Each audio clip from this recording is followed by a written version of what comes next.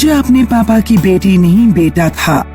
पूजा के पापा ने पूजा को लड़के से कम नहीं समझा था। शायद इसीलिए पूजा के पापा उसे बाइक चलाना सिखा रहे थे। पापा, ये बाइक चलाना जरूरी है क्या? आप मुझे दूसरी लड़कियों की तरह स्कूटी नहीं सिखा सकते क्या? नहीं, हरगिज नहीं। मेरी बेटी स्कूटी नहीं बाइक ही चलाएगी। क्या पापा? अरे रे, कोई नहीं, चलो वापस ट्राई करते हैं। हाँ, इस बार तो मैं ये बाइक चलाकर ही रहूंगी। ये हुई ना बात। और दोबारा कोशिश करके पूजा ने बाइक चलाना सीख ही लिया। उसके पापा बहुत खुश थे। अब वो अक्सर अपने पापा को टिफिन देने बाइक पर उनके ऑफिस आती थी। वहीं उसकी पहचान माणिक से हुई। माणिक और पूजा में बातचीत हुई। माणिक को पूजा बहुत भा गई। माणिक ने पूजा के घर आके उसके पिताजी से रिश्ते की बात की। इस रिश्ते से पूजा भी सहमत थी और कुछ महीनों बाद माणिक और पूजा की शादी हो गई। माणिक अच्छी नौकरी करता था, इसलिए शुरू में सब ठीक था। 2 साल बाद जब पूजा ने बेटी को जन्म दिया, देखो माणिक कितनी खूबसूरत है। क्या देखूं? तुमने मुझे कुछ देखने लायक छोड़ा कहाँ है? मेरे घर वाले सब वारिस का इंतजार कर रहे हैं। अब किस मुंह से उन्हें बताऊं कि लड़की पैदा हुई है? क्या फर्क पड़ता है लड़का हो या लड़की? है तो ये हमारी बेटी ही ना। ये तुम्हारी बेटी है, मेरी नहीं। माणिक वहाँ से चला गया और पूजा की आंखें भर आई। जब पूजा के पिताजी वहाँ पहुँचे तो पूजा ने उन्हें सब कुछ बताया और उन्हें पकड़कर रोने लगी। तू फिक्र मत कर, मैं माणिक से बात कर लूंगा, सब ठीक हो जाएगा। पूजा को अपने पापा पर बहुत विश्वास था। पूजा के पापा माणिक से मिलने उसके घर गए। बेटा माणिक, तुम इतने समझदार हो, लड़का हो या लड़की क्या फर्क पड़ता है? शायद अगली बार तुम्हें बेटा ही हो। और वैसे भी घर में लक्ष्मी आई है, तुम्हें खुश रहना चाहिए। माणिक ने पूजा के पापा की बात मानी और वो अपनी पत्नी और बेटी को लेने हॉस्पिटल गया। माणिक उन्हें घर तो ले आया पर वो खुश नहीं था। उसे बच्ची का रोना एक आंख नहीं भाता था। अरे पूजा, चुप करवाओ इसे। इस लड़की ने तो मेरा जीना हराम कर दिया है।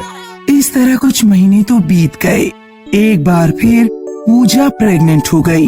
पूजा बहुत टेंशन में थी क्योंकि इस बार अगर उसे बेटी हुई तो माणिक पता नहीं क्या करेगा। और वही हुआ। मुबारक हो, आपको बेटी हुई है।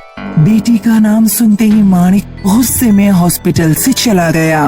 पूजा माणिक को मनाने के लिए उठ ही रही थी कि तभी उसके पापा वहाँ आ गए। पापा वो गुस्से में चले गए। पूजा अपने पापा के गले लगकर रोने लगी। पूजा के पापा एक बार फिर माणिक से मिलने गए। इस बार मुझे कुछ सुनना नहीं है। आप चुपचाप अपनी बेटी और उसकी बेटियों को अपने साथ ले जाइए। मेरा उनसे कोई वास्ता नहीं और तलाक के पेपर्स घर भिजवा दूंगा। पूजा से साइन करवा लेना ताकि मैं दूसरी शादी कर सकूं। ये सुनकर पूजा के पापा चुपचाप वहाँ से चले गए। वो पूजा और उसकी दोनों बेटियों को अपने घर ले गए। पूजा के पापा की उम्र हो गई थी, फिर भी वो अपनी बेटी और नातियों के लिए जॉब कर रहे थे। पूजा ने अपने पापा की मदद करने की ठानी और वो लड़कियों को बाइक चलाना सिखाने लगी। इससे उसकी अच्छी खासी आमदनी होने लगी थी। पापा, अब आपको काम करने की जरूरत नहीं। पर बेटा, तू अकेले कैसे सब संभालेगी? क्या पापा, आप ही तो कहते हैं कि मैं आपकी बेटी नहीं बेटा हूँ और खुद ही डाउट कर रहे हैं।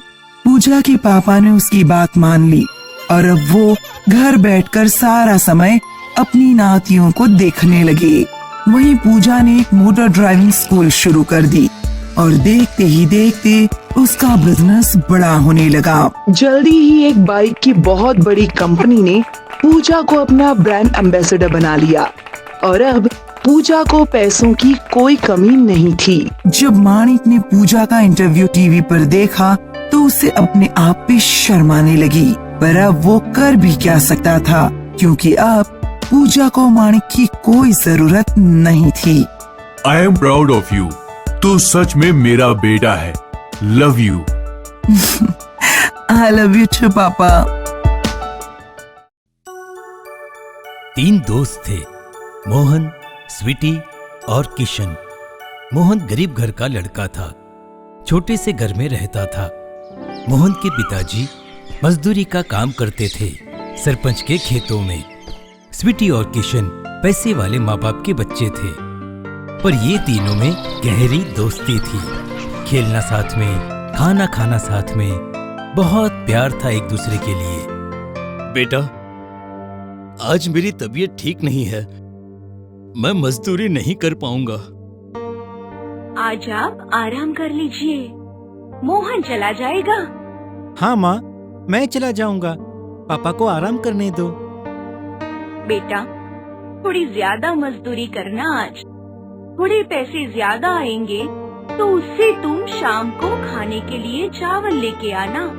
ठीक है माँ, तुम चिंता मत करो, मैं लेके आऊंगा। मोहन पैदल लारी खींचने का काम करने जाता है। मोहन, स्वीटी, किशन बगीचे में मिलते हैं। मोहन थका हारा, पसीने वाला आता है। अरे मोहन, क्यों इतनी देर कर दी आज तूने? और तू इतना थका हुआ क्यों लगता है? हाँ मोहन, इतना पसीना, दौड़ के आया है क्या? नहीं नहीं, ऐसा कुछ नहीं है, जरा गर्मी ज्यादा लगती है ना, इसलिए।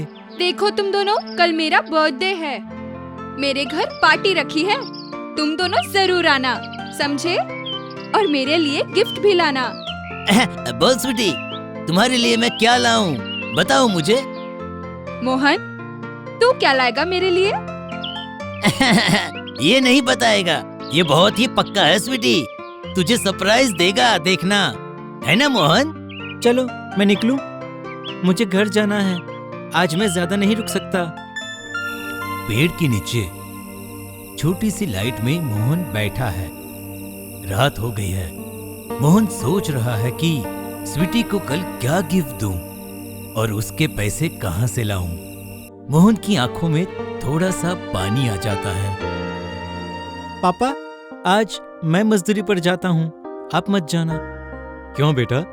बस पापा, आज थोड़ा ज्यादा काम करूंगा तो थोड़े ज्यादा पैसे मिलेंगे। अरे बेटा, ज्यादा पैसों की जरूरत कहाँ है? हाँ बेटा, तेरे पापा सही तो कह रहे हैं। ज्यादा मजदूरी करूंगा तो थोड़े ज्यादा पैसे मिलेंगे ना माँ। और आज शाम को स्वीटी की बर्थडे पार्टी है, उसे गिफ्ट भी तो देना है मुझे। वाह, दोस्ती हो तो तुम तीनों जैसी। तुम चले जाना, ठीक है? मोहन मजदूरी करता हुआ पैदल लारी लेकर चलता है और वहाँ से स्वीटी अपने पापा के साथ कार में वहीं रोड से निकलती है और मोहन को देखती है। वो शॉक हो जाती है, उसने मोहन को पहले ऐसी हालत में कभी नहीं देखा। उसकी आंखों में पानी आ जाता है। स्वीटी के घर पार्टी चल रही है, सब पार्टी में नाचते हुए, खाना खाते हुए एंजॉय कर रहे हैं और मोहन एक छोटा सा गिफ्ट का बॉक्स लेकर साधारण से कपड़े पहनकर पार्टी में आता है। सब मोहन को देख के सबको लगता है ये कौन आ गया। अरे आओ मोहन। हैप्पी बर्थडे स्वीटी, ये लो तुम्हारा गिफ्ट। मोहन देखता है कि सब बड़े बड़े गिफ्ट लेकर आए हैं। सबसे छोटा गिफ्ट का बॉक्स सिर्फ मोहन का ही था। अरे स्वीटी, ये कौन है? मेरा सबसे अच्छा दोस्त है। बहुत बड़े गिफ्ट लाया है भाई तू।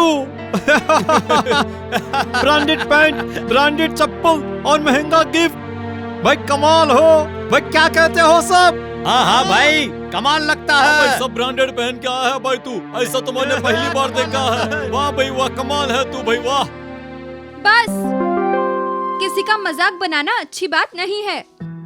किसी के कपड़ों से या हुलिये से उसकी औकात नहीं पहचानी जाती, समझे? उसका दिल देखना चाहिए। आज मेरे पापा के पास पैसा है, बंगला है, तो आप सब मेरी पार्टी में आए हो। अगर मैं गरीब होती तो आप में से कोई नहीं आता। चाहे मोहन का घर भले ही छोटा हो, पर उसका दिल बहुत बड़ा है। मोहन मजदूरी करके पैसे कमाता है, अपने माँ बाप की सेवा करता है। इसलिए सबसे छोटी गिफ्ट मेरे लिए सबसे बड़ी और महंगी है। समझे आप सब?